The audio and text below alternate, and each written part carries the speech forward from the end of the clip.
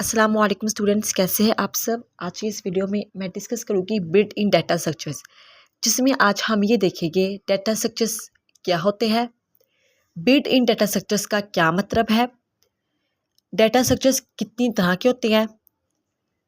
उनमें जो पहला डाटा स्ट्रक्चर है वो हमारे पास लिस्ट है। ठीक है, लिस्ट की ज़रूरत क्यों पेश आई पाइथन में, या लिस्ट को हम क्यों बनाते हैं। उसके बाद हम देखेंगे लिस्ट को क्रिएट कैसे करते हैं, असेसिंग का क्या मतलब है लिस्ट में, और मॉडिफाइंग लिस्ट का क्या मतलब है। सबसे पहले मैं आपको बता देती हूँ डाटा स्ट्रक्चर्स क्या होते हैं। ठीक है, तो इसकी मैं आपको एक एग्जांपल देती हूँ। आप अपने घर की मिसाल ले लें। आपके घर में अलग अलग तरह का सामान रखने के लिए अलग अलग चीज़ें होती है। जैसे कपड़े रखने के लिए अलमारी होती है, मसाला रखने के लिए छोटे डिब्बे जिनमें मसाला रखते हैं वो होते हैं, किताबें रखने के लिए बुक शेल्फ्स होती है। आप कपड़े जो है वो किचन के डिब्बों में नहीं रख सकते, और मसाले जो है वो आप अलमारी में नहीं रख सकते, क्योंकि सामान को तरीके से रखने की एक मखसूस एक स्पेसिफिक जगह होती है, ताकि ज़रूरत पड़ने पर वो सामान आपको आसानी से मिल जाए। तो कंप्यूटर में भी बिल्कुल ऐसा ही होता है। डाटा स्ट्रक्चर्स दरअसल, ठीक है, अब मैं आपको डाटा स्ट्रक्चर्स के बारे में बता रही हूँ। डाटा स्ट्रक्चर्स दरअसल कंप्यूटर की मेमोरी में डाटा को तरतीब देना मतलब ऑर्गेनाइज करना और संभाल कर रखने का तरीका होता है, ताकि जब कंप्यूटर को उस डाटा पर काम करना हो तो वो तेज़ी से और आसानी से उस पर काम कर सके। ये होते हैं डाटा स्ट्रक्चर्स हमारे पास कंप्यूटर में। और बिल्डिंग का मतलब ये है कि पहले से बने हुए डाटा स्ट्रक्चर्स हमारे पास पाइथन में होते हैं। ठीक है, हम पाइथन पढ़ रहे हैं, तो बिल्ट इन डाटा स्ट्रक्चर का मतलब ये है कि पहले से बने हुए डाटा स्ट्रक्चर्स पाइथन में।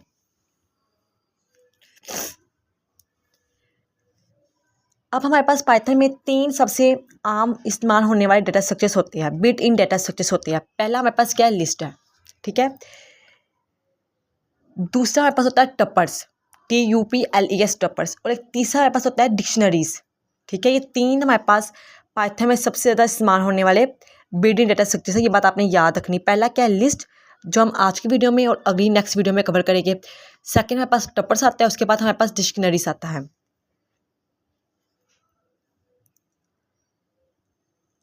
अब हम देखते हैं कि लिस्ट डाटा स्ट्रक्चर क्या होता है। लिस्ट डाटा स्ट्रक्चर का आसान मतलब है कि चीज़ों की ऐसी तरतीब, यानी कि ऐसा ऑर्डर, चीज़ों की ऐसी तरतीब जहां आप बहुत सारा डाटा एक जगह जमा कर रख सकते हैं। बात समझ आ गई। आपने चीज़ों को ऐसे अरेंज करना है, ऐसे उनको तरतीब देना है, इस तरह से उनको आपने रखना है कि जहां आप बहुत सारा डाटा एक ही जगह पर जमा करके ईजिली रख सकते हैं। ठीक है, दोबारा से मैं आपको बता देती हूँ। लिस्ट क्या है, चीज़ों की एक ऐसी तरतीब, यानी कि ऑर्डर लिस्ट। ठीक है, ऑर्डर लिस्ट, ये बात आप यहाँ देखनी, ऑर्डर लिस्ट, जहाँ आप बहुत सारा डाटा एक ही जगह जमा करके रख सकते हैं। जैसे आप बाजार जाते हैं ग्रोसरी करने के लिए, तो आप पहले एक लिस्ट बना लेते हैं ना, जिसमें आप लिखते हैं कि पहले मैं बाजार जाके ये चीज़ खरीदूंगी, या ये चीज़ खरीदनी है बाजार जाके, सेकंड ये, थर्ड ये, फोर्थ ये, इस तरह से आप एक लिस्ट उसकी प्रॉपर बना लेते हैं। तो कंप्यूटर की दुनिया में भी पाइथन की लिस्ट बिल्कुल वैसे ही काम करती है। ठीक है, तो ये हमारे पास लिस्ट होती है। लिस्ट क्या है, डाटा को तरतीब दे के रखना। क्यों हमें तरतीब देते हैं, ताकि हम बहुत सारा डाटा इजीली रख सके। ये बात आपने याद रखनी है। लिस्ट का मतलब क्या, ऑर्डर लिस्ट। ठीक है, डाटा को यानी कि तरतीब देना, डाटा को ऑर्डर में लिखना। और हम डाटा ऑर्डर में इसलिए लिखते हैं ताकि हम बहुत सारा डाटा इजीली अपनी मेमोरी में रख सके।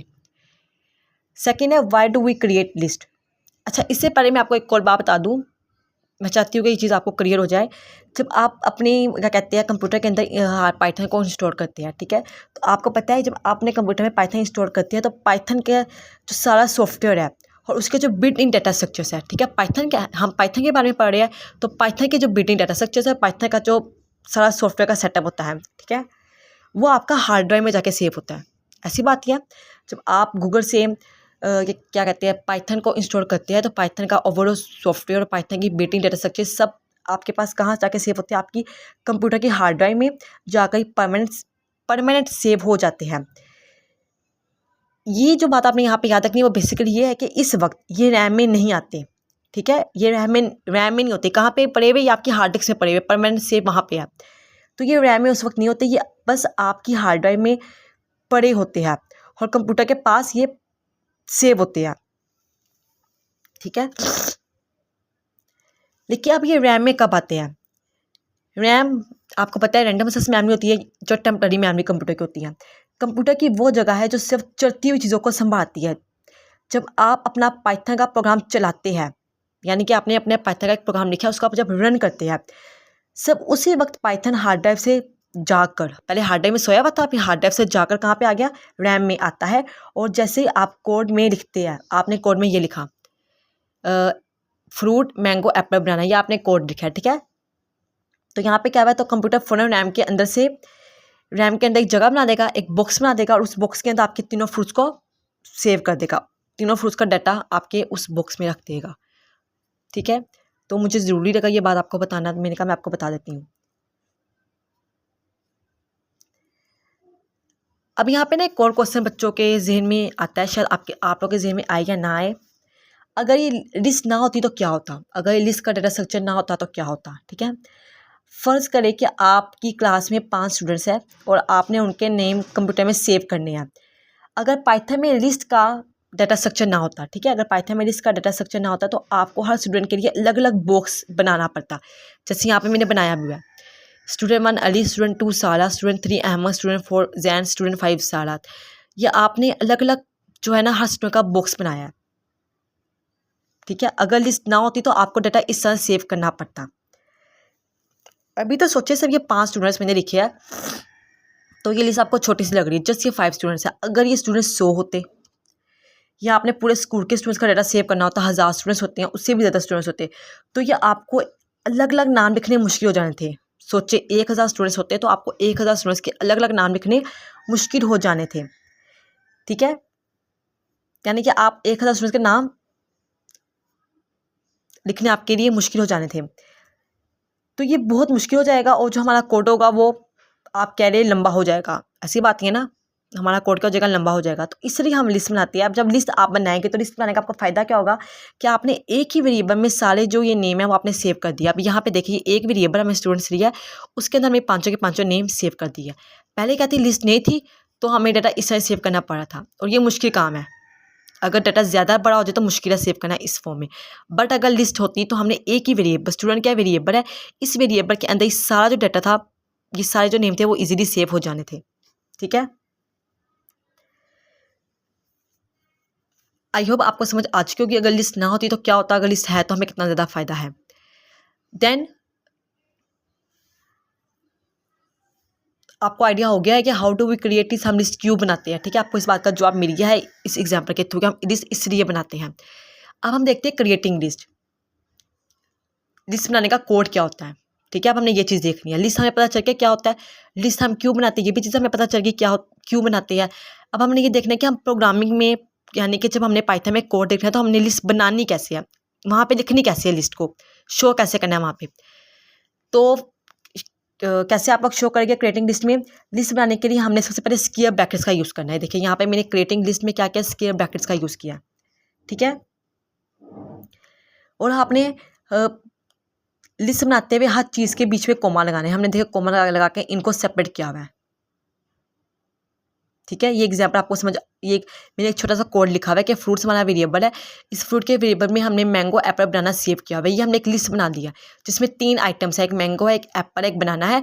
तो लिस्ट बनाने के सबसे पहले हमने क्या करना है, स्क्वायर बॉक्स के अंदर अपने आइटम्स को लिखना है, अपने डाटा को लिखना है, उन्हें एक दूसरे से सेपरेट करने के हमने कोमे का यूज़ करना है। ये चीज़ इस तरह से हम लिस्ट जो है वो क्रिएट करते हैं। सेकेंड है असेसिंग लिस्ट। असेसिंग लिस्ट का मतलब है लिस्ट से चीज़ निकालना।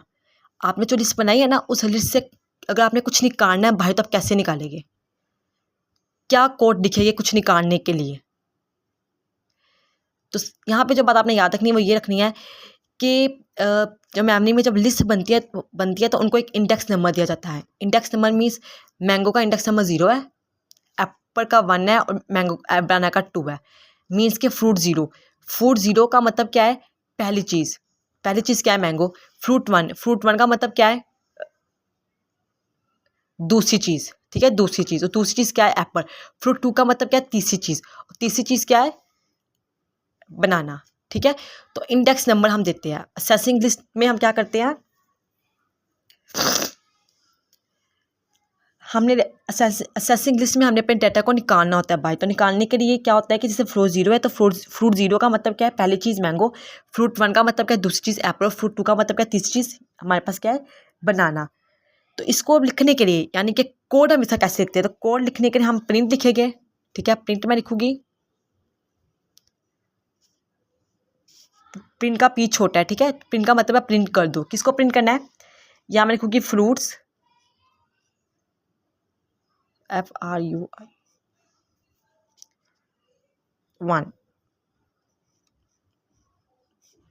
ठीक है, अब यहाँ पे इसका क्या मतलब है, क्या प्रिंट होकर आपके पास आएगा, फ्रूट 1। और फ्रूट 1 क्या था, एप्पल। एप्पल आपके पास प्रिंट होकर आ जाएगा। तो ये असेसिंग लिस्ट है। जब आपने लिस्ट में से कुछ निकालना है तो आपने ये ऐसे कोड लिखना है उसका। लिस्ट बनाते ऐसे है, जब उस लिस्ट में से कुछ निकालना होता है तो हम ये कोड लिखते हैं, प्रिंट फ्रूट्स 1। फ्रूट्स का था वेरिएबल, ये वाला वेरिएबल था, इसमें से 1 को प्रिंट कर दो। 1 पे क्या पड़ा हुआ है, एप्पल पड़ा हुआ है। तो इंडेक्स नंबर याद रखने बहुत जरूरी है। इंडेक्स नंबर कहाँ से शुरू होते हैं, 0 से शुरू होते हैं। ओके, अब नेक्स्ट है हमारे पास मॉडिफाइंग लिस्ट। अब इसका मतलब है लिस्ट में आपने तब्दीली करनी है। लिस्ट जो आपने बनाई हुई थी, ये लिस्ट हमने बनाई हुई है, इसमें अगर आपने कुछ तब्दीली करनी है, मॉडिफाई करना है इस लिस्ट को, तो कैसे करेंगे। अब देखिए यहाँ पे मैंने 2 कोड लिखे हुए, एक पहला कोड मैंने ये लिखा हुआ है, दूसरा कोड मैंने ये लिखा हुआ है। पहले कोड में मैं क्या कह रही हूँ, पहले कोड में मैं कह रही हूँ फ्रूट 0 ऑरेंज। इस लिस्ट में क्या था, फ्रूट 0 मैंगो था। अब नीचे में आके उसको चेंज कर रही हूँ, चेंज में मैं कह रही हूँ फ्रूट 0 कर दो ऑरेंज। 0 का इंडेक्स नंबर है। ठीक है, तो यहाँ मैंने मॉडिफाई में क्या किया, पहली चीज़ बदलना। मॉडिफाई हम 2 तरह से कर सकते हैं। पहली मॉडिफाई क्या है कि लिस्ट आपने बनाई हुई है, उसमें से किसी को चेंज कर देना, किसी को बदल देना। जैसे मैंने मैंगो की जगह क्या कर दिया, ऑरेंज कर दिया। अब मेरे पास फ्रूट 0 क्या हो गया, मैंगो नहीं हो गया, बल्कि अब क्या हो गया, ऑरेंज हो गया, क्योंकि अब मैंने लिस्ट में चेंजिंग कर दिया, मॉडिफाई कर दिया अपने लिस्ट को। दूसरा मॉडिफाई में क्या आ जाएगा, दूसरी बात आ जाएगी मॉडिफाई में, आपने अगर कुछ नया शामिल करना है अपनी लिस्ट के अंदर। जैसे अभी लिस्ट के अंदर 3 आइटम्स थी, मैंगो एप्पल बनाना। अब मैंने इसके अंदर कुछ नया शामिल करना है, तो नया शामिल करने के लिए मैंने क्या यूज़ किया, एपेंड का यूज़ किया है, कीवर्ड का, फ्रूट्स डॉट एपेंड पाइनएप्पल। इसका क्या मतलब है, अब मैं अपनी फ्रूट्स की लिस्ट में कुछ नया शामिल करना चाहती हूँ, क्या, पाइनएप्पल। तो अब लिस्ट में क्या आ जाएगा, पाइनएप्पल पे आ जाएगा। मैंगो एप्पल बनाने के बाद क्या आ जाएगा, पाइनएप्पल आ जाएगा। ठीक है, तो लिस्ट में मैंने 2 तरह से चेंजिंग की। पहली चेंजिंग क्या की, मैंने लिस्ट को, मैं किसी चीज़ को बदला, और दूसरी चीज़ मैंने क्या की, मैंने कुछ नया ऐड किया उसके अंदर। तो ये 2 तरह से मैंने मॉडिफाई किया अपनी एक लिस्ट को। ठीक हो गया। तो लिस्ट कैसे बनाते हैं, पहली चीज़, लिस्ट बनाने के लिए आपने स्क्वायर ब्रैकेट्स का यूज़ करना है और बीच में कोमा लगाना है चीज़ों को सेपरेट करने के लिए। ठीक है, सेकंड, अगर आपने उस लिस्ट में से किसी को प्रिंट करना है तो आपने इस तरह से प्रिंट करना है, ये इस तरह का कोड आपने यूज़ करना है। थर्ड, आपके पास क्या है, अगर आपने मॉडिफाई करना है तो मॉडिफाई 2 तरह से, आपने अगर उस लिस्ट में कुछ चेंज करना है तो आप वो भी चेंज कर सकते हैं। अगर आपने कुछ नया एंटर करना है लिस्ट के अंदर, वो भी आप कर सकते हैं। ठीक है, अब नीचे ये मैंने प्रॉपर एक कोड लिखा हुआ है ताकि आपको अच्छे से इस कोड की समझ आए। अब देखिए इस कोड में मैंने क्या लिखा हुआ है। स्टेप 1 में मैं कह रही हूँ एक लिस्ट बनानी है जिसमें 3 आइटम्स होगी, मैंगो एप्पल बनाना है। ये मैंने एक लिस्ट बनाई जिसमें तीनों आइटम्स है। फिर मैंने कहा प्रिंट कर दो फ्रूट्स 1 को। फ्रूट्स 1 पे क्या है, एप्पल। एप्पल मुझे प्रिंट करके इसका मुझे आंसर दे दो। फिर मैंने क्या किया, मैंने कहा फ्रूट 0 ऑरेंज। अब मैं यहाँ पे क्या कह रही हूँ, जो ये 0 पे जो मेरे पास फ्रूट पड़ा हुआ है उसको चेंज करके वहाँ पे ऑरेंज लिख दो। अब वहाँ पे क्या आ जाएगा, ऑरेंज आ जाएगा। ठीक है, लास्ट पे मैं क्या कह रही हूँ, फ्रूट्स डॉट एपेंड पाइनएप्पल। अब आपने इस लिस्ट के अंदर एक और नया इजाफा करना है किसका, पाइनएप्पल का। ये फ्रूट्स जो मैंने साथ दिखाया हुआ है, ये क्या है, ये हमारा ये वेरिएबल है कि ये इस लिस्ट का नाम फ्रूट है, कि हम सब चेंजिंग इस लिस्ट के अंदर हम सारी चेंजिंग कर रहे हैं। ठीक है, और लास्ट में मैंने क्या, प्रिंट कर दो फ्रूट्स को। अब क्या हुआ, आउटपुट कैसे आपको शो होगी, पहले क्या थी, फ्रूट्स में मैंगो एप्पल बनाना था, यहाँ पे प्रिंट है, प्रिंट का वर्ड मैंने यहाँ पे यूज़ किया हुआ है। तो प्रिंट क्या होगा, फ्रूट 1। तो फ्रूट 1 क्या था, 0 ये था, 1 ये था, 2 ये था, तो 1 क्या था, एप्पल। तो ये देखिए एप्पल प्रिंट हो गया। ठीक है, उसके बाद यहाँ पे थर्ड लाइन में मैं क्या कह रही हूँ, फ्रूट 0 पे जो फ्रूट है उसमें उसको चेंज करके वहाँ पे ऑरेंज लिखते हो। तो अब मैंगो की जगह क्या आ गया, ऑरेंज आ गया है। ठीक है, और फिर मैंने क्या कहा कि उसके अंदर एक और चेंज करो, एक नया फ्रूट है वो एंटर कर दो। इसमें अब एंटर बनाना क्या गया, वो दाखिल हो गया। अब आपने प्रिंट करना है फ्रूट्स। तो अब जब प्रिंट हो गया फ्रूट्स आएगा तो क्या आएगा, मैंगो की जगह ऑरेंज प्रिंट हो गया आएगा, एप्पल वैसे ही आ गया, बनाना वैसे ही आ गया, लास्ट पे आपके पास पाइनएप्पल भी आ जाएगा। ठीक है, तो ये मैंने प्रॉपर एक कोड लिख दिया लिस्ट का। तो आई होप इस वीडियो में आपको समझ आ चुकी होगी डाटा स्ट्रक्चर क्या होती है, लिस्ट क्या होती है, लिस्ट क्यों बनाते हैं, और लिस्ट को कोड की शक्ल में, यानी कि हमने कैसे लिखना है अपने प्रोग्राम में।